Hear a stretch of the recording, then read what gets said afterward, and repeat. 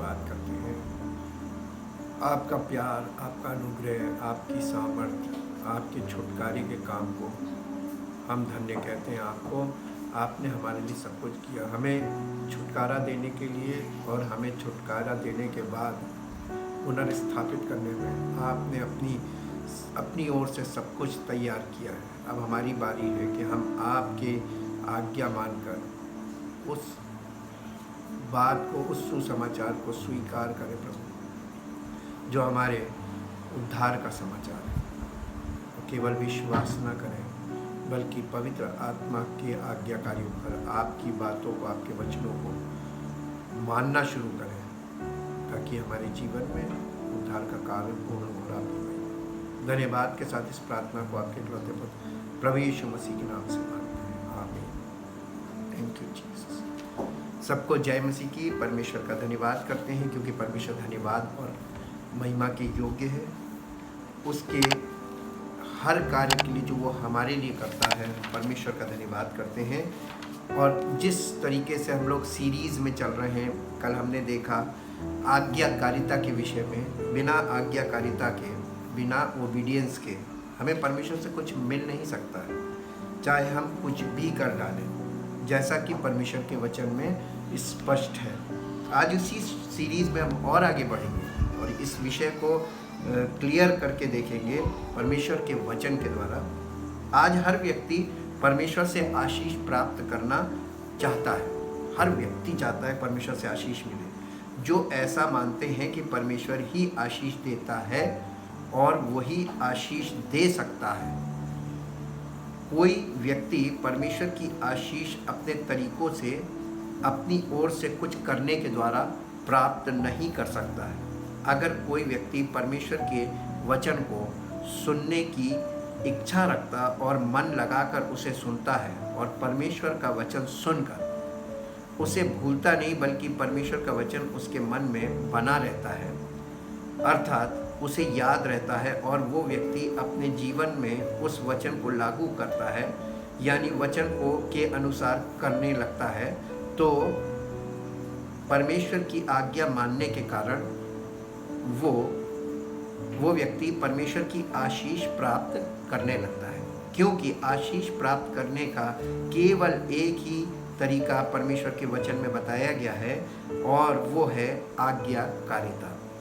जिस प्रकार परमेश्वर ने इजराइलियों को मिस्र की गुलामी से तो छुड़ा लिया था, लेकिन वो लोग कनान अर्थात प्रतिज्ञा के देश में, यानी प्रॉमिस्ड लैंड में, जिस जगह की उसने वायदा किया था, जिस जगह का उसने प्रॉमिस किया था परमेश्वर ने, वहाँ नहीं पहुँच पाए।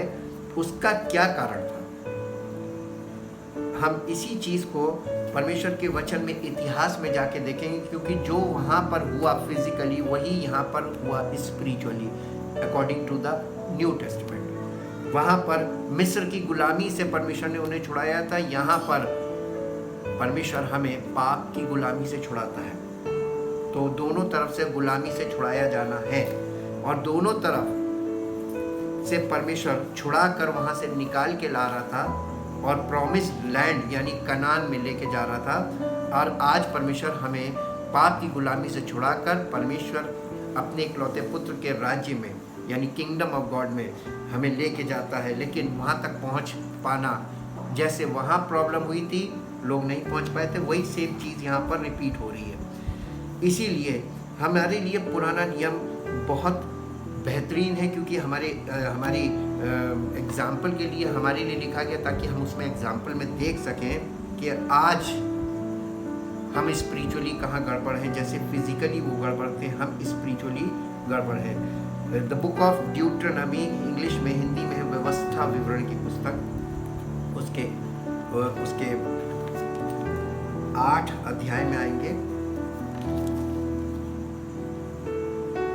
व्यवस्था विवरण की पुस्तक, उसके 8 अध्याय में, और 8 अध्याय का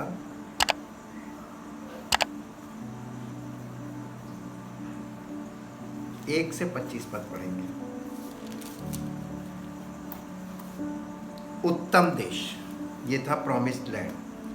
जो जो आज्ञा मैं आज तुझे सुनाता हूँ, उन सबों पर चलने की चौकसी करना, इसलिए कि तुम जीवित रहो और बढ़ते रहो, और जिस देश के विषय में यहोवा ने तुम्हारे पूर्वजों से शपथ खाई है उसमें जाकर उसके अधिकारी हो जाओ। और स्मरण रख कि तेरा परमेश्वर यहोवा उन 40 वर्षों में तुझे सारे जंगल के मार्ग में से इसलिए ले आया कि वो तुझे नम्र बनाए और तेरी परीक्षा करके ये जान ले कि तेरे मन में क्या क्या है, और कि तू उसकी आज्ञाओं का पालन करेगा या नहीं।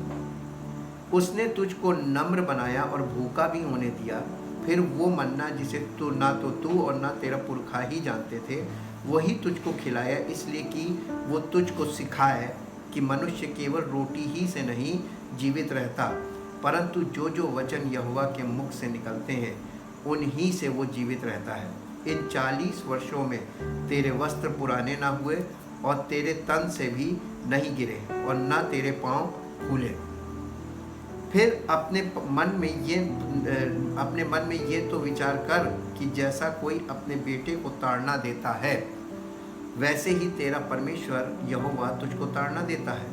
इसलिए अपने परमेश्वर यहोवा की आज्ञाओं का पालन करते हुए उसके मार्गों पर चलना और उसका भय मानते रहना, क्योंकि तेरा परमेश्वर यहोवा तुझे एक उत्तम देश में लिए जा रहा है, जो जल की नदियों का और तराइयों और पहाड़ों से निकले हुए गहरे गहरे सोतों का देश है।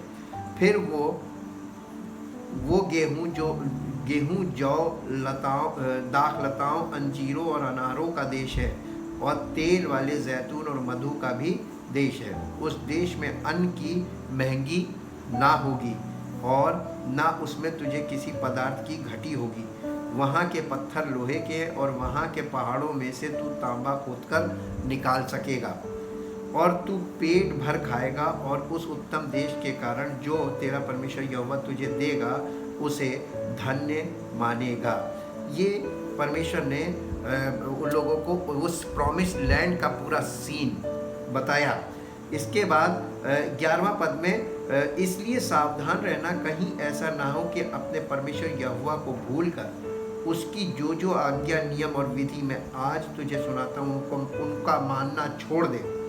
ऐसा ना हो कि जब तू खाकर तृप्त हो और अच्छे अच्छे घर बनाकर उनमें रहने लगे, और तेरी गाय बैलों और भेड़ बकरियों की बढ़ती हो, और तेरा सोना चांदी और सब प्रकार का धन बढ़ जाए, तब तेरे मन में अहंकार समा जाए और तू अपने परमेश्वर यहोवा को भूल जाए, जो तुझको दासत्व के घर अर्थात मिस्र देश से निकाल लाया है, और उस बड़े और भयानक जंगल में से ले आया है, जहाँ तेज विष वाले सर्प और बिच्छू हैं, और जल रहित सूखे देश में उसने तेरे लिए चकमक की चट्टान से जल निकाला, और तुझे जंगल में मन्ना खिलाया, जिसे तुम्हारे पुरखा जानते भी ना थे, इसलिए कि वो तुझे नम्र बनाए और तेरी परीक्षा करके अंत में तेरा भला ही करे।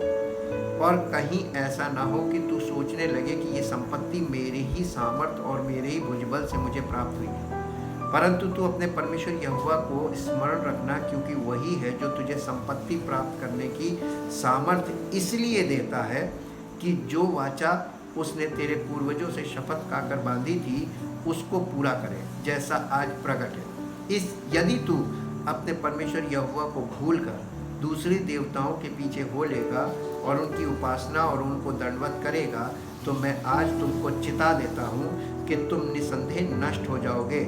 जिन जातियों को यहोवा तुम्हारे सम्मुख से नष्ट करने पर है, उन्हीं के समान तुम भी अपने परमेश्वर यहोवा का वचन ना मानने के कारण नष्ट हो जाओगे। आज्ञा ना मानने के कारण कभी भी आशीष नहीं मिल सकती, आशीष मिलेगी आज्ञा मानने के कारण। अब हम इसको इस तरीके से देखते हैं कि यहाँ पर जब उन लोगों को निकाल के लाया, परमेश्वर उनको ले के जा रहा था, रास्ते में उनकी परमेश्वर अपनी आत्मा के द्वारा अपनी उपस्थिति के साथ उपस्थित होकर उनकी अगुवाई कर रहा था, बादल के खंभे और आग के खंभे के द्वारा। और मूसा एक ऐसा व्यक्ति था जो परमेश्वर का चुना हुआ व्यक्ति था, उसके द्वारा वो बात भी कर रहा था उनसे, लेकिन लोग उसकी बात सुन तो रहे थे लेकिन परमेश्वर पर विश्वास नहीं कर पा रहे थे। और इसी तरीके से आज भी है कि जैसे वो लोग ठीक इसी रीति से नए नियम में परमेश्वर ने समस्त मानव जाति को पाप की गुलामी से छुड़ाने के लिए अपने इकलौते पुत्र को बलिदान करके उद्धार का मार्ग तो खोल दिया, लेकिन उसके पुत्र के राज्य यानी किंगडम ऑफ गॉड में लोग प्रवेश नहीं कर पा रहे हैं। पुराने नियम में जिस कारण से इजरायली मिस्र की गुलामी से छूटने के बाद भी प्रतिज्ञा किए गए देश में नहीं पहुंच सके, वही कारण आज भी समस्त मानव जाति के सामने परमेश्वर के राज्य में प्रवेश न कर पाने का कारण है, और वो है आज्ञा ना मानना। इसीलिए हम इसमें आगे देखेंगे, 7वें अध्याय में आएंगे, व्यवस्था विवरण 7 अध्याय, व्यवस्था विवरण के 7 अध्याय में आएंगे, और 7 अध्याय को हम देखेंगे, 12 पद से देखेंगे, आज्ञा पालन की आशीष है।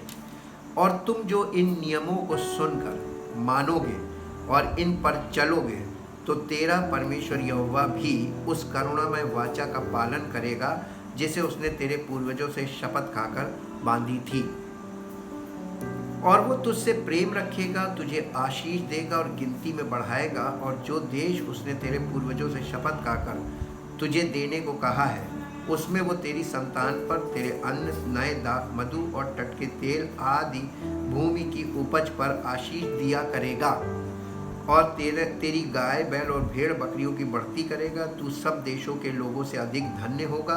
तेरे बीच में ना पुरुष ना स्त्री निर्वंश होगी, और तेरे पशुओं में भी ऐसा कोई ना होगा। और यहोवा तुझसे सब प्रकार के रोग दूर करेगा, और मिस्र की बुरी बुरी व्याधियां जिन्हें तू जानता है उनमें से किसी को भी तुझे लगने ना देगा। ये सब तेरे बैरियों ही को लगेंगे, और देश देश के जितने लोगों को तेरा परमेश्वर यहोवा तेरे वश में कर देगा उन सबों का सत्यानाश करना, उन पर तरस की दृष्टि ना करना, और ना उनके देवताओं की उपासना करना, नहीं तो तू फंदे में फंस जाएगा। यदि तू अपने मन में सोचे कि वे जातियां जो मुझसे अधिक हैं, मैं उनको कैसे देश से निकाल सकूंगा, तो भी उनसे ना डरना। जो कुछ तेरे परमेश्वर यहोवा ने फिरौन से और सारे मिस्र से किया उसे भली भांति स्मरण रखना। यानी परमेश्वर उन लोगों को स्मरण रखने को कह रहा है कि जब तुम निकलोगे तो तुम स्मरण रखना और आज्ञा पालन करोगे, तभी तुमको परमेश्वर से कुछ मिलेगा। आज लोग हीलिंग के लिए प्रार्थनाएं कर रहे हैं, लेकिन यहाँ पर परमेश्वर ने इजराइलियों से ये वाचा बांधी थी कि अगर तुम उसकी आज्ञा मानते रहोगे तो वो तुम्हें रोगी होने नहीं देगा। अगर रोग आएगा भी तो वो तुम्हें चंगाई देगा, क्योंकि वो चंगा करने वाला परमेश्वर है। इसी के साथ साथ 9 अध्याय में चलेंगे। 9 अध्याय का पहले पद से पढ़ेंगे। व्यवस्था विवरण की पुस्तक 9 अध्याय पहले पद से लोगों की अनाज्ञाकारिता है, disobedience, the effect of disobedience है यहाँ पे। हे इज़राइल सुन, आज तू यर्दन पार इसलिए जाने वाला है कि ऐसी जातियों को जो तुझसे बड़ी और सामर्थी हैं, और ऐसे बड़े नगरों को जिनकी शहरपना आकाश से बातें करती है, अपने अधिकार में ले ले। उनमें बड़े बड़े और लंबे लंबे लोग अर्थात अनाक वंशी रहते हैं, जिनका हाल तू जानता है, और उनके विषय में तूने ये सुना है कि अनाक वंशियों के सामने कौन ठहर सकता है। इसलिए आज तू ये जान ले कि जो तेरे आगे भस्म करने वाली आग के समान पार जाने वाला है वो तेरा परमेश्वर यहोवा है, और वो उनका सत्यानाश करेगा, और वो उनको तेरे सामने दबा देगा, और तू यहोवा के वचन के अनुसार उनको उस देश से निकाल कर शीघ्र ही नष्ट कर डालेगा। जब तेरा परमेश्वर यहोवा उन्हें तेरे सामने से निकाल चुके, तब ये ना सोचना कि यहोवा ने तेरे धर्म के कारण तुझे इस देश का अधिकारी होने को ले आया है, किंतु उन जातियों की दुष्टता ही के कारण यहोवा उनको तेरे सामने से निकालता है। परमेश्वर हमारे धर्म के कारण हमको छुटकारा नहीं देता, न हमारे जीवन में काम करता है, बल्कि लोगों की दुष्टता, जो लोग दुष्टता कर रहे हैं उनके सामने वो अपने लोगों को छुटकारा देकर अपनी महिमा करता है। तू जो उनके देश का अधिकारी होने के लिए जा रहा है, इसका कारण तेरा धर्म या मन की सिधाई नहीं है। तेरा परमेश्वर यहोवा जो उन जातियों को तेरे सामने से निकालता है, उसका कारण उनकी दुष्टता है, और ये भी कि जो वचन उसने अब्राहम, इसहाक और याकूब तेरे पूर्वजों को शपथ खाकर दिया था, उसको वो पूरा करना चाहता है। परमेश्वर अपनी मर्जी पूरी करता है, अपने वचन को पूरा करता है, इसलिए ऐसा करता है। इसलिए जान ले कि तेरा परमेश्वर यहोवा जो तुझे वो अच्छा देश देता है कि तू उसका अधिकारी हो, तो उसे वो तेरे धर्म के कारण नहीं दे रहा है, क्योंकि तू तो एक हठीली जाति है। इस बात का स्मरण रख और कभी भी ना भूलना कि जंगल में तूने किस रीति से अपने परमेश्वर यहोवा को क्रोधित किया, और जिस दिन से तू मिस्र देश से निकला है, जब तक तुम इस स्थान पर ना पहुँचे तब तक तुम यहोवा से बलवा ही बलवा करते आए हो। यानी रास्ते भर ये लोग परमेश्वर से विरोध करते आए। तो इनको ये स्मरण दिला रहा है कि तुमको परमेश्वर इसलिए वो देश में नहीं लेके जा रहा है कि तुम बहुत धर्मी हो या बहुत अच्छे हो, इसलिए कि परमेश्वर ने वायदा किया था, वो अपने वायदे को पूरा करने के लिए ऐसा करता है। ये परमेश्वर की कंडीशन है। वचन हमको इस बात को, इसीलिए परमेश्वर ने अपने इकलौते पुत्र प्रभु यीशु मसीह को हमारे पापों के लिए बलिदान किया। इसलिए नहीं कि हम लोग बहुत धर्मी थे, हम तो पापी थे, पापी हैं, पापी रहेंगे, लेकिन परमेश्वर हमारे पापों से हमें छुटकारा देना मांगता था। इसलिए परमेश्वर हमारे जीवन में अपने पुत्र के बलिदान के द्वारा हमको सुसमाचार देता है। जो कोई परमेश्वर की आज्ञा मानने लगता है, उसके जीवन में सुसमाचार के द्वारा परमेश्वर की सामर्थ्य प्रकट होने लगती है। व्यवस्था विवरण की पुस्तक के 12 अध्याय के 8 पद में यहाँ पर ऐसा लिखा है, जैसे हम आज कल यहाँ जो काम जिसको भाता है वही करते हैं, वैसा तुम ना करना। यानी वहाँ पे एक ऐसी कंडीशन थी, लोग जैसा जिसके मन में आता था वो वैसा करने लगता था। परमेश्वर की भेंट जैसे जिसके मन में आ रहा चढ़ा रहा है। परमेश्वर के कार्यों को हम परमेश्वर की इच्छा के बताए हुए रास्ते पर प्रेस्क्राइब्ड वे में ही पूरा कर सकते हैं, उसके अलावा वो अधर्म कहलाता है। और लोग वहाँ पर यही कर रहे थे, अपने अपने तरीके से सब काम करने लगे थे। इसलिए यहाँ पर लिखा है कि 8 पद में, 12 अध्याय के 8 पद में यहाँ पर लिखा हुआ है, जैसे हम आजकल यहाँ जो काम जिसको भाता है वही करते हैं। जैसे हम आजकल जो काम जिसको भाता वैसे करते हैं, तुम वैसे ना करना। यानी जब आप किंगडम ऑफ गॉड में जाने के लिए तैयार हैं और पवित्र आत्मा की अगुवाई में चल रहे हैं, तो आपको ये इंस्ट्रक्शन दिया जा रहा है कि तुम ऐसे मत करना, अपने मन के अनुसार मत करना, बल्कि परमेश्वर के बताए हुए रास्ते पर चलना।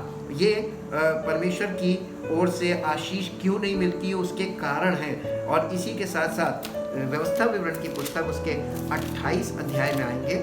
व्यवस्था विवरण की पुस्तक उसके 28 अध्याय में, और 28 अध्याय के पहले पद से पढ़ेंगे। आशीष वचन लिखा है, यदि तू अपने परमेश्वर यहोवा की सब आज्ञाएं जो मैं आज तुझे सुनाता हूँ चौकसी से पूरी करने को चित्त लगाकर उसकी सुने, तो वो तुझे पृथ्वी की सब जातियों में श्रेष्ठ करेगा। सुनने पर इतनी आशीष है। फिर अपने परमेश्वर यहोवा की सुनने के कारण ये सब आशीर्वाद तुझ पर पूरे होंगे। धन्य हो तू नगर में, धन्य हो तू खेत में, धन्य हो तेरी संतान, तेरी भूमि की उपज और गाय और भेड़ बकरी आदि पशुओं के बच्चे। धन्य हो तेरी टोकरी और तेरी कटौती, धन्य हो तू भीतर आते समय और धन्य हो तू बाहर जाते समय। यहोवा ऐसा करेगा कि तेरे शत्रु जो तुझ पर चढ़ाई करेंगे वे तुझसे हार जाएंगे। वे एक मार्ग से तुझ पर चढ़ाई करेंगे, परंतु तेरे सामने से 7 मार्ग से होकर भाग जाएंगे। तेरे खत्तों पर और तेरे जितने कामों में तू हाथ लगाएगा, उन सबों पर यहोवा आशीष देगा। इसलिए जो देश तेरा परमेश्वर यहोवा तुझे देता है, उसमें वो तुझे आशीष देगा, यदि तू अपने परमेश्वर यहोवा की आज्ञाओं को मानते हुए उसके मार्गों पर चले, तो वो अपनी शपथ के अनुसार तुझे अपनी पवित्र प्रजा करके स्थिर रखेगा। और पृथ्वी के देश के सब लोग ये देख कर कि तू यहोवा का कहलाता है, तुझसे डर जाएंगे। और जिस देश के विषय यहोवा ने तेरे पूर्वजों से शपथ खाकर तुझे देने को कहा था, उसमें वो तेरी संतान और भूमि की उपज और पशुओं की बढ़ती करके तेरी भलाई करेगा। यहोवा तेरे लिए अपने आकाश रूपी उत्तम भंडार को खोलकर तेरी भूमि पर समय पर मेघ बरसाया करेगा और तेरे सारे कामों पर आशीष देगा। और तू बहुतेरी जातियों को उधार देगा, परंतु किसी से तुझे उधार लेना ना पड़ेगा। और यहोवा तुझको पूँछ नहीं किंतु सिर ही ठहराएगा, और तू नीचे नहीं परंतु ऊपर ही रहेगा। यदि परमेश्वर यहोवा की आज्ञाएं जो मैं आज तुझको सुनाता हूँ तू उनके मानने में मन लगाकर चौकसी करे और जिन वचनों की मैं आज तुझे आज्ञा देता हूँ उनमें से किसी से दाहिने या बाएं मुड़ के पराए देवताओं के पीछे ना हो ले और ना उनकी सेवा करे। ये कंडीशन है आज्ञा मानने की। परमेश्वर के वचन को मानने से परमेश्वर आपके जीवन में आशीष देना शुरू करता है। हमें आज्ञाकारी बनना जो सबसे कठिन काम है, आज्ञा मानना सबसे कठिन काम है, क्योंकि इंसान आज्ञा नहीं मानना मांगता, बाकी उससे कुछ भी करा लो। आज्ञा उल्लंघन के दुष्परिणाम भी लिखे हुए हैं और वो दुष्परिणाम ये हैं, अगर कोई व्यक्ति आज्ञा नहीं मानता है, मन नहीं है उसका नहीं मानने का, तो उसके साथ क्या हो सकता है। जो परमेश्वर आपको आशीष देने का वादा करता है, जब आप उसकी बातों को किनारे रख देते हैं, उसके वचन को किनारे रखते हैं, उसके अकॉर्डिंग जीवन जीते नहीं हैं, उसकी बातों को न सुनना पसंद करते हैं, ना ग्रहण करना पसंद करते हैं, ना उस पर चलना पसंद करते हैं, तो क्या हो सकता है।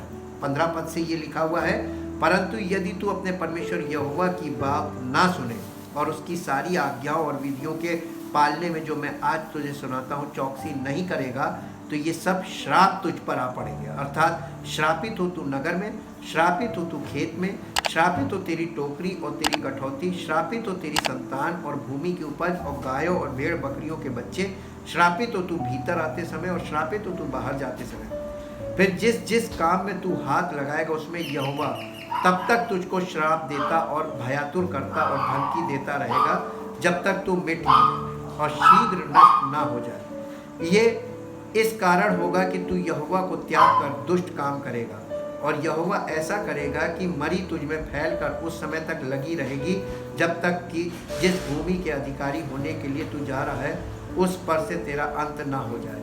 यहोवा तुझको क्षय रोग और ज्वर और दाह और बड़ी जलन से और तलवार और झुलस और गेरुई से मारेगा, और ये उस समय तक तेरा पीछा किए रहेंगे जब तक तेरा सत्यानाश ना हो जाए। और तेरे सिरे के ऊपर आकाश पीतल का और तेरे पाँव के तले धरती लोहे की हो जाएगी। यहोवा तेरे देश में पानी के बदले बालू और धूल बरसाएगा, वो आकाश से तुझ पर यहाँ तक बरसेगी तेरा सत्यानाश हो जाएगा। यहोवा तुझको शत्रुओं से हरवाएगा और तू एक मार्ग से उनका सामना करने को जाएगा, परंतु 7 मार्ग से होकर उनके सामने से भाग जाएगा, और पृथ्वी के सब राज्यों में मारा मारा फिरेगा। और तेरा शव आकाश के भांति भांति के पक्षियों और धरती के पशुओं का आहार होगा, और उनको कोई भगाने वाला ना होगा। यहोवा तुझको मिस्र के से फोड़े और बवासीर और दाद और खुजली से ऐसा पीड़ित करेगा कि तू चंगा ना हो सकेगा।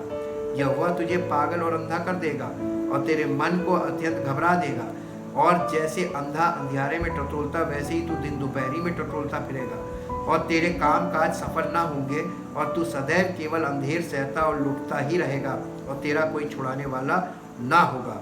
तू स्त्री से विवाह की बात लगाएगा, परंतु दूसरा पुरुष उसको भ्रष्ट करेगा। घर तो तू बनाएगा, परंतु उसमें बसने ना पाएगा। दाख की बारी तू लगाएगा, परंतु उसके फल खाने ना पाएगा। तेरा बैल तेरी आंखों के सामने मारा जाएगा और तू उसका मांस खाने ना पाएगा। तेरा गधा तेरी आंख के सामने लूट में चला जाएगा और तुझे फिर ना मिलेगा। तेरी भेड़ बकरियां तेरे शत्रुओं के हाथ में लग जाएंगी, और तेरी ओर से कोई उनको छुड़ाने वाला ना होगा।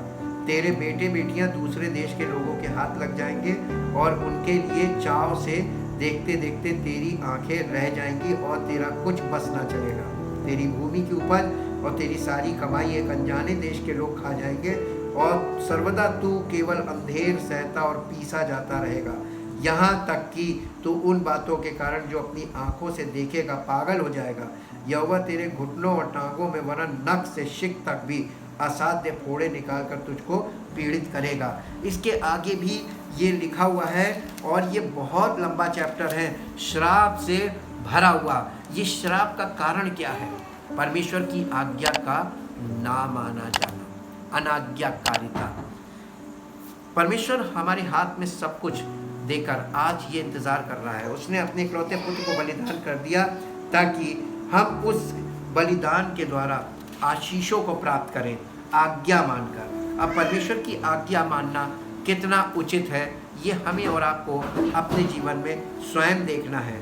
परमेश्वर किसी से ज़बरदस्ती आज्ञा नहीं मनवा रहा है। परमेश्वर ने स्वेच्छा पे छोड़ा है, आपको जब उचित लगे। और लगे कि हाँ अब हमारा सत्यानाश होने जा रहा है और आपके पास कोई रास्ता ना हो, तब आप परमेश्वर की आज्ञा मानकर वापस वो आपको पुनर्स्थापित करने की बात भी कह रहा है। उसने ऐसी बात भी लिखी है व्यवस्था में, व्यवस्था विवरण की पुस्तक उसके 30 अध्याय के पहले पद से पढ़ेंगे। फिर जब आशीष और श्राप की ये सब बातें जो मैंने तुझको कह सुनाई हैं तुझ पर घटे और तू उन सब जातियों के मध्य में रहकर जहाँ तेरा परमेश्वर यहोवा तुझको बरबस पहुँचाएगा, इन बातों को स्मरण करे और अपनी संतान सहित अपने सारे मन और सारे प्राण से अपने परमेश्वर यहोवा की ओर फिर कर उसके पास लौट आए और इन सब आज्ञाओं के अनुसार जो मैं आज तुझे सुनाता हूँ उसकी बातें माने, तब तेरा परमेश्वर यहोवा तुझको बंधुआई से लौटा ले आएगा और तुझ पर दया करके उन सब देशों के लोगों में जिनके मध्य में वो तुझको तितर बितर कर देगा फिर इकट्ठा करेगा, चाहे धरती के छोर तक तेरा बरबस पहुंचाया जाना हो,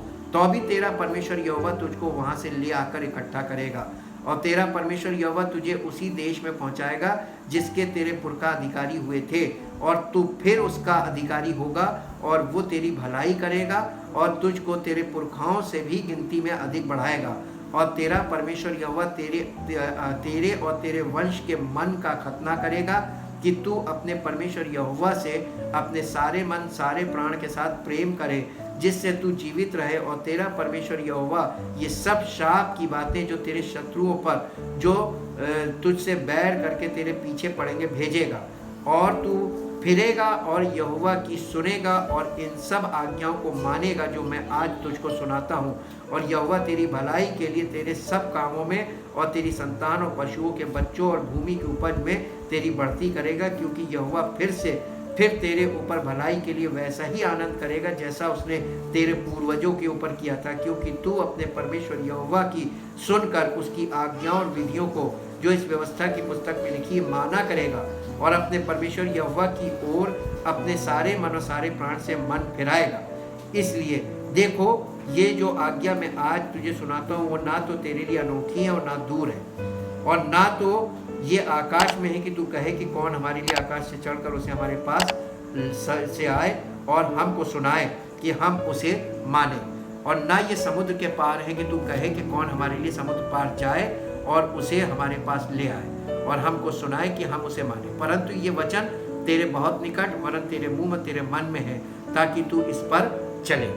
हमें परमेश्वर के वचन जो हमसे दूर नहीं है, जब हम सुनते हैं तो हमारे मन में आते हैं, और हमें कहीं किसी से सर्टिफिकेट नहीं लेना है कि परमेश्वर आशीष देगा कि नहीं। हमें परमेश्वर की आज्ञा को मानना शुरू करना है ताकि परमेश्वर अपने वायदे को पूरा करे, वो हमें आशीष दे। क्या आप आशीष पाना चाहते हैं? क्या आप परमेश्वर से आशीष पाना चाहते हैं? आप अगर परमेश्वर से आशीष पाना चाहते हैं तो आप परमेश्वर की वचन को ध्यान से सुनना शुरू कीजिए और सुनकर मानना शुरू कीजिए, और देखिए परमेश्वर अपने वायदों को पूरा करने के लिए अभी भी तैयार है। आपकी ओर से देरी है, सारी देरी आपकी ओर से। आज तक आपको नहीं मिला क्योंकि आपने कभी ध्यान लगा के सुना नहीं। आज तक आपको परमेश्वर से आशीष नहीं मिली क्योंकि आप आशीष मांग रहे थे। आशीष मांगने से नहीं मिलती है, आशीष परमेश्वर की आज्ञा मानने से मिलती है, प्रार्थना करके मांगने से नहीं मिलती है। और जब ये बात आप समझ जाएंगे, सीख जाएंगे, जान जाएंगे और मान जाएंगे, और आप परमेश्वर की आज्ञा और उसके वचन को सुनना शुरू करेंगे और उसकी आज्ञा को पालन करना शुरू करेंगे, आपको मांगना कभी नहीं पड़ेगा। परमेश्वर अपनी वायदों में देरी नहीं करता, बल्कि वो ठहरा रहता है कि हम अपनी इच्छा से परमेश्वर की आज्ञा मानना शुरू करें, ताकि परमेश्वर अपनी इच्छा से हमें आशीष देना शुरू करें। Thank you Lord. आज आप परमेश्वर की उपस्थिति में जब आप इस वचन को सुन रहे हैं, परमेश्वर का आत्मा आपके हृदय में है, आपके पास है, आपसे बातें कर रहा है। और अगर आपको लग रहा है कि आपको आशीष की आवश्यकता है और आपने इतने सालों तक आशीष मांगी, आज तक नहीं मिली, आपको सत्य ये बताते अच्छा लग रहा है, आशीष मांगने से कभी नहीं मिलेगी। परमेश्वर के वचन इन बातों से, इस सच्चाई से भरा हुआ है। परमेश्वर की आज्ञा को आप मानेंगे और आप उसके इकलौते पुत्र प्रभु यीशु मसीह पर, उसके उस बलिदान पर जो परमेश्वर ने अपने इकलौते पुत्र का किया है, आप यकीन करेंगे कि वो हमारे पापों के लिए मारा गया। आपको पापों से मुक्ति मिलेगी, लेकिन इतना ही काफ़ी नहीं है। उसके बाद आपको परमेश्वर के राज्य में ले जाने के लिए वो पवित्र आत्मा के द्वारा आपकी अगुवाई करेगा। और अगर आप पवित्र आत्मा के साथ आज्ञाकारी बनकर चलेंगे तो आप आशीष पर आशीष तो पाएंगे, और आप ऐसे परमेश्वर के राज्य में यानी ऐसे प्रॉमिस लैंड में पहुंच जाएंगे जहां पर आशीष की बहुतायत है, और आपको कभी परमेश्वर से कुछ मांगने की आवश्यकता नहीं होगी, क्योंकि हम और आप परमेश्वर के बेटे और बेटी बन जाएंगे जो अपने बेटों को अधिकार देता है। आशीष तो बहुत छोटी चीज़ है, परमेश्वर अपने बेटों को अधिकार देता है और अपनी उसकी सामर्थ्य हम उनके बेटों के द्वारा उनमें पाई जाती है अधिकार के साथ। आइए हम परमेश्वर के पुत्र और पुत्री हैं, और उस बड़े अधिकार के लिए हम अपना समर्पण करें, उसके इकलौते पुत्र प्रभु यीशु मसीह पर, उसके बलिदान पर विश्वास करके पवित्र आत्मा की अगुवाई में चलना शुरू करें और आज्ञाकारिता के द्वारा आशीषों को प्राप्त करें।